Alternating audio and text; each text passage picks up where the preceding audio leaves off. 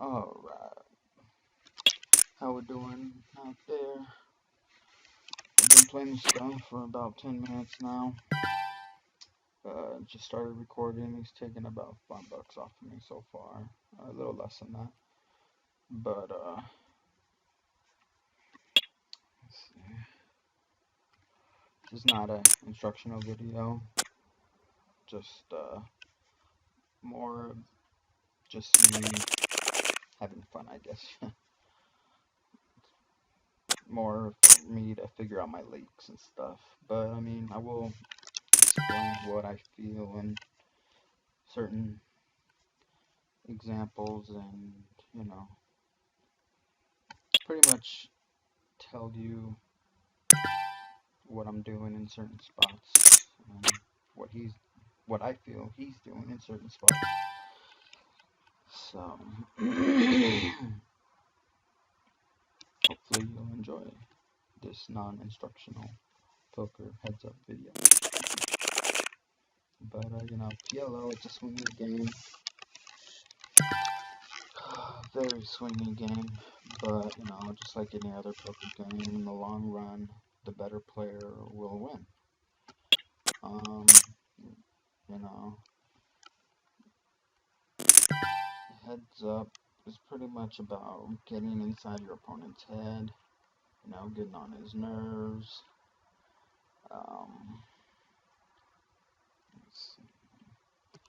You know, as to where 6 or 9 max, it's more about hand selection, reading hands post flop.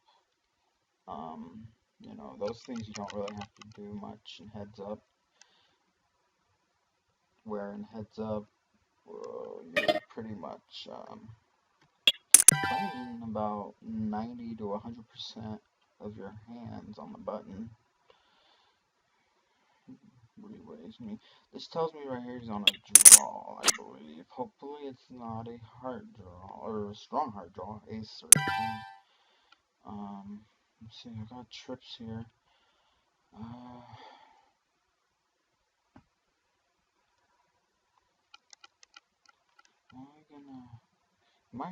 Could have. I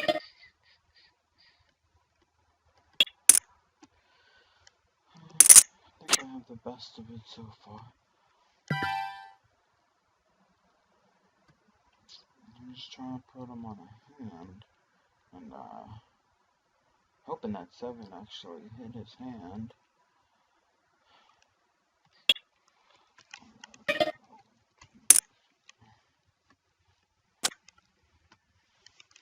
And no, that 7 did not. Hopefully a nice fight would have been nice.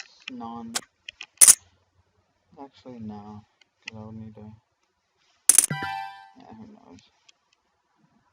But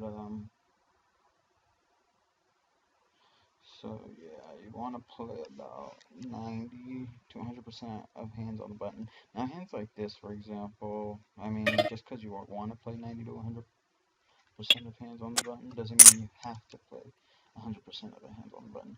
I mean, that's a shitty hand. Oops. I mean, you want to at least start with a, you know, marginal hand, not crappy hand.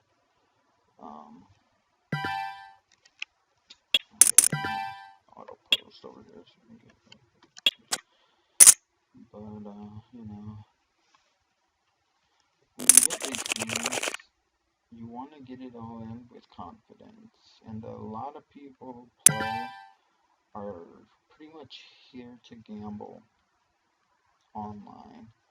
Like, you know, when they see PLO, sorry, I'm just trying to think on what I should do before letting this out. So, yeah, when people think of PLO, they want to go ahead and play. And, you know, heads up's probably the main game, or 6 minutes, whatever. And they want to, you know, have fun, but they don't really understand the game as much as they think.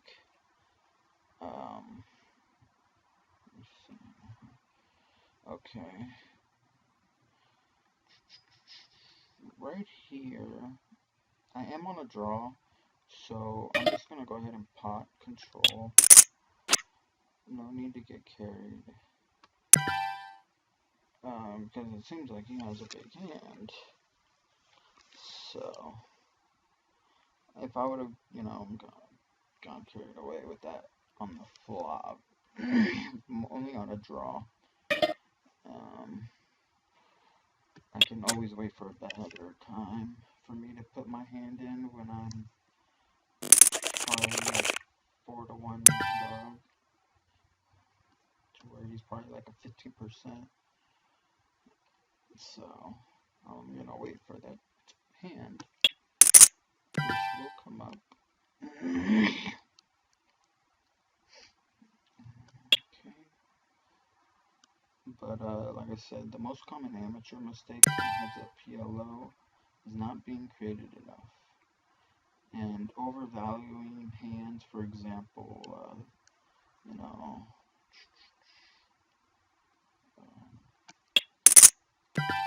top two pair on an ace. Or actually, let's do a 9-10-4 flop. Is not going to win very often.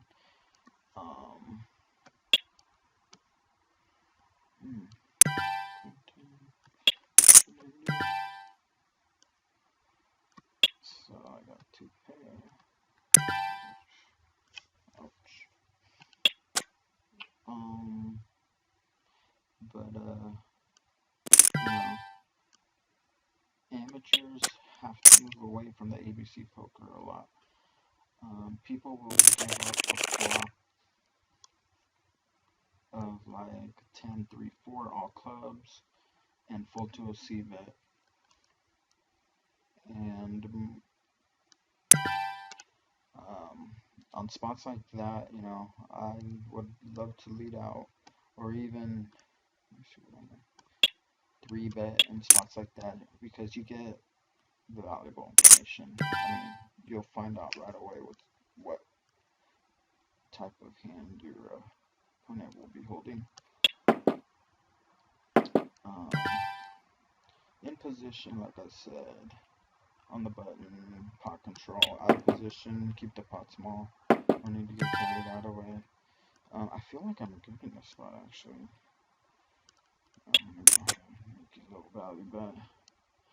But, so yeah, like I said, on the button, even bad players can win on the button, because having position is such a huge advantage. Heads up, if you're aggressive, you should be opening 80 to 90 to 100.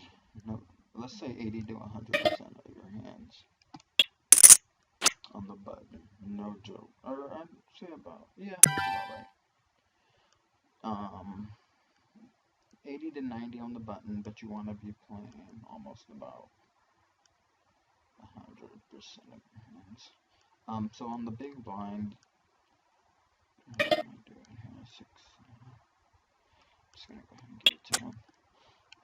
On the big blind, you should be calling less than 60%. Otherwise, you're just playing trashy hands, like I was saying, explaining. King, Queen, 10, 3.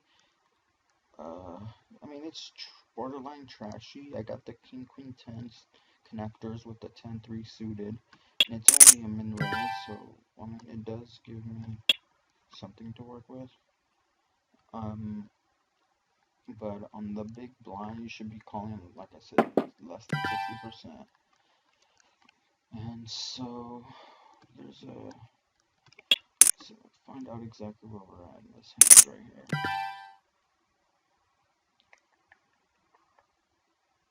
Okay. I still feel like I'm good. Let me go ahead and check it. Let's get some information. Yeah.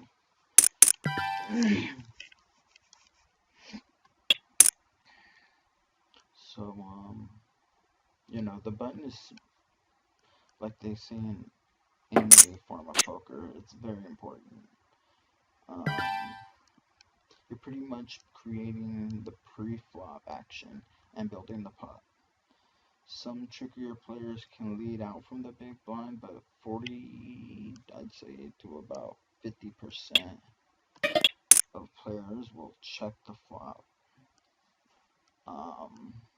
to you if you raise from the button pre-flop.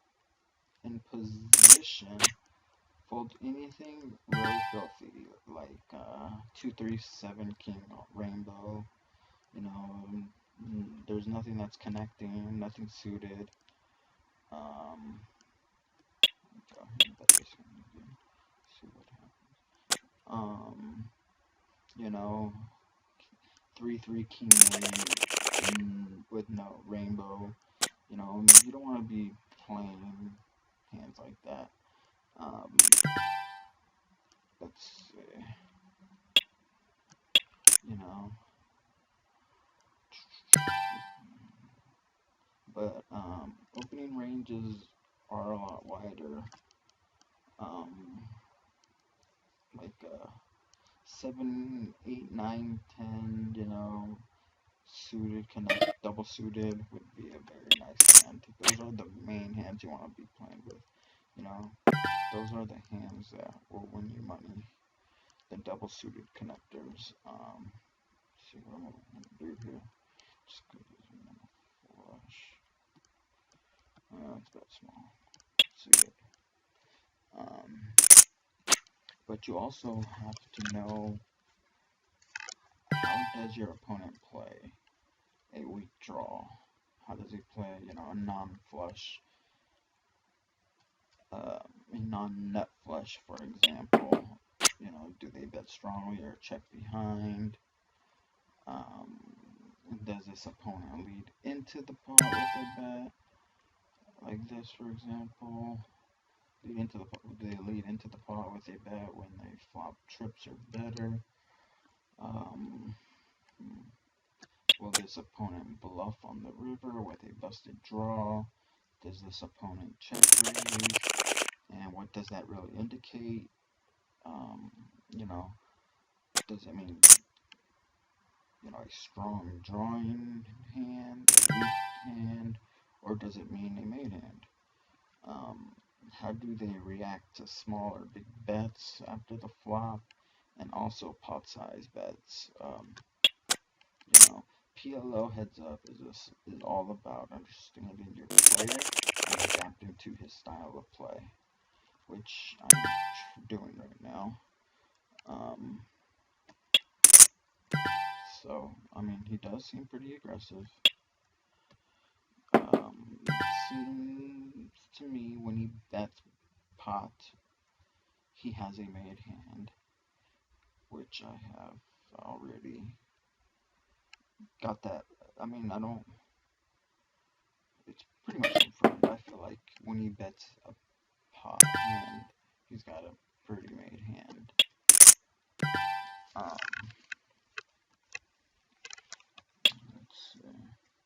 Let's see what happens here. Yeah, I had a feeling I had a beat. I would have called him if he did bet right there, though. I would have called.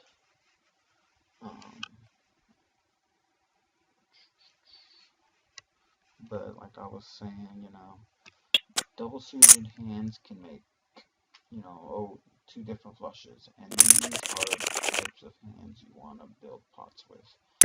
Also, any suited aces in PLO is very important. Like this, for example, you know, we got the ace of diamonds with 10 of diamonds. That's pretty big in PLO. You want to be playing those. For instance, you know, if you have the nut flush draw on the flop, you should feel very comfortable. Since I'm out of position, here's the pot control. I seem like I got it.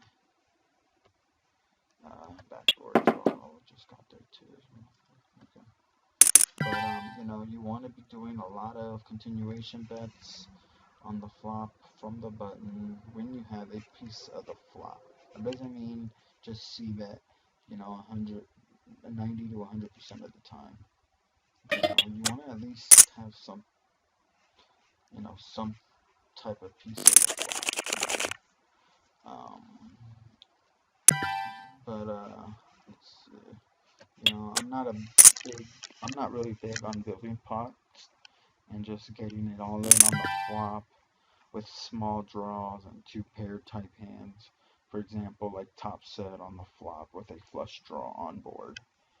Um, I mean, yeah, you're in the lead, but I mean, there's still draws out there. You're still drawing. Um, you know, like for instance, this hand. All right, yes, I have top pair with a flush draw. Um, it's a strong hand, but it's not really something I can see myself going all in with unless I have the ace of spades. Then I could see myself. It's a different story. Right here, I need to build the pot. I'm just gonna go ahead and bet 75.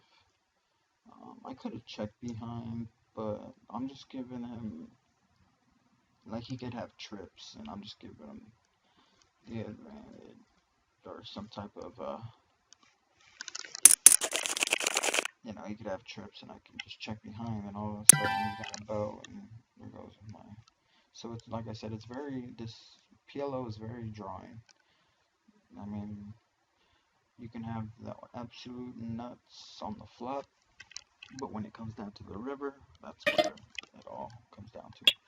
Unless you have like four of a kind on the flop, or you flopped a straight flush or royal flush. I mean, those are different. That's different. I mean, with those hands, of course you're gonna slow play, but hands like just top set with a flush and straight draw on board is not something you really wanna be slow playing. So right here, got the.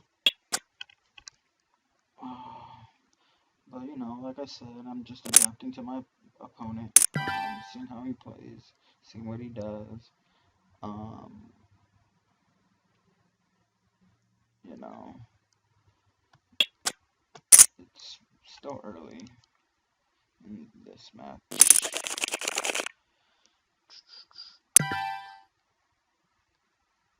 I've only been playing for about 20 minutes. So here's a double suited hands, pocket fours with the seven deuce, diamonds and spades. I don't mind playing hands like that. I love double suited connectors. Go ahead and bet this.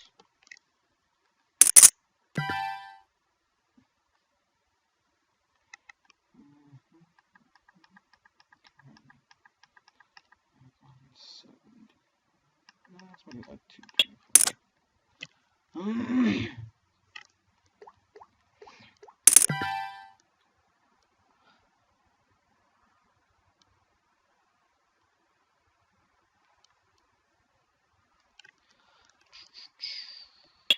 So, yeah, like, bet sizing is really important also in PLO. Needs to be, let me see, sorry, I'm trying to think.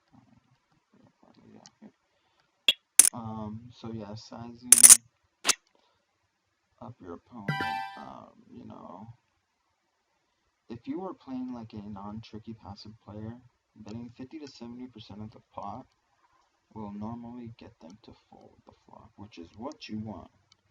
And let's see, I feel like he's on a draw right here, so I'm just gonna go ahead and lead out again. But you want to set strategies for yourself.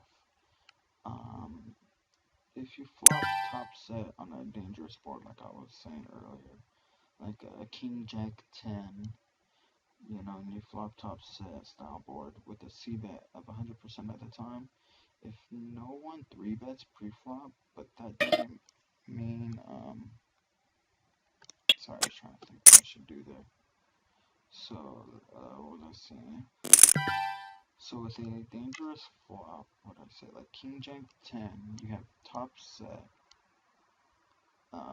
c-betting 100% of the time if no one 3-bets pre-flop. But that doesn't mean get the whole stack in, like, had a double suited there. And turned down accidentally. My fucking laptop's kind of freezing up on me. But, you know, like I was saying, you don't really want to get it all in on draws. Unless you're the nut flush draw to the absolute nuts on the flop. Because it varies and it changes from churn to river.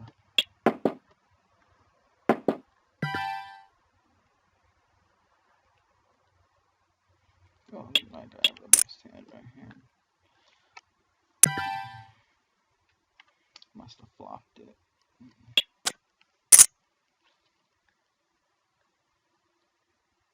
It's even flopping the flop.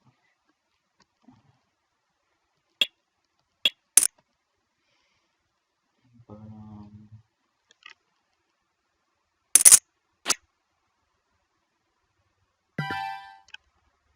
let's see.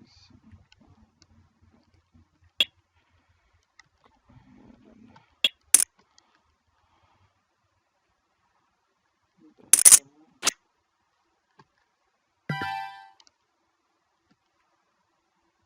and now here, I would love to take another stab, but it's not going to be that big of a bet, but it at least gives me information.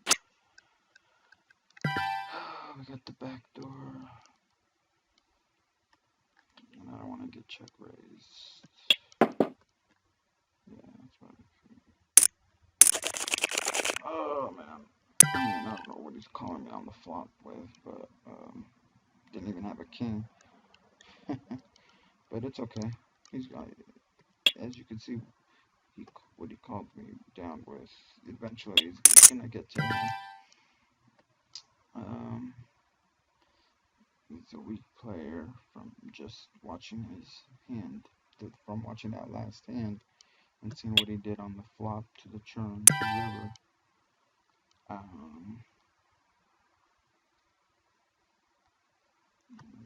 Just gotta give him some rope to hang himself in.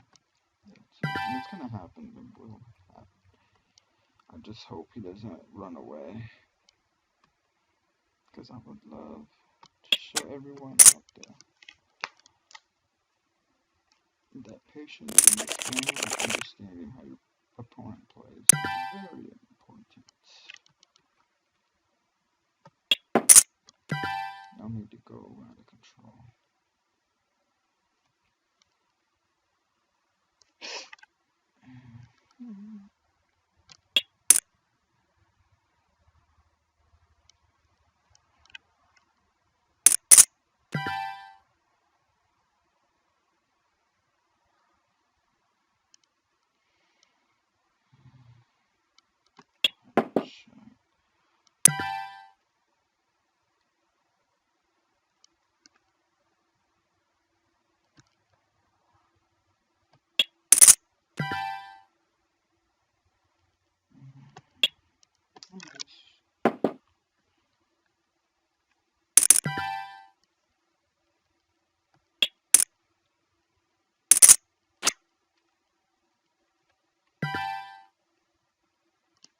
But you know, PLO to me has been very profitable. On the site, okay. For instance, this is what I'm explain. This is what I was talking about. When you flop the absolute nuts, but it doesn't mean you have the nuts because it's a drawing board. So, I'm just gonna go ahead and call and see what the churn brings me, because I'm sure he could be on a diamond draw.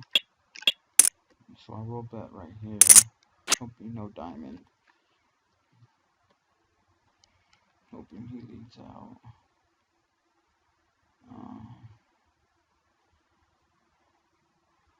I have full. I knew it was gonna happen eventually.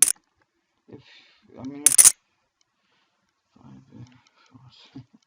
I knew it was gonna happen. I mean, just, you have to give it a matter of time. I was just trying to ponder, like, what's he going crazy with? I mean, do we have the same hand? It was just trips. Okay.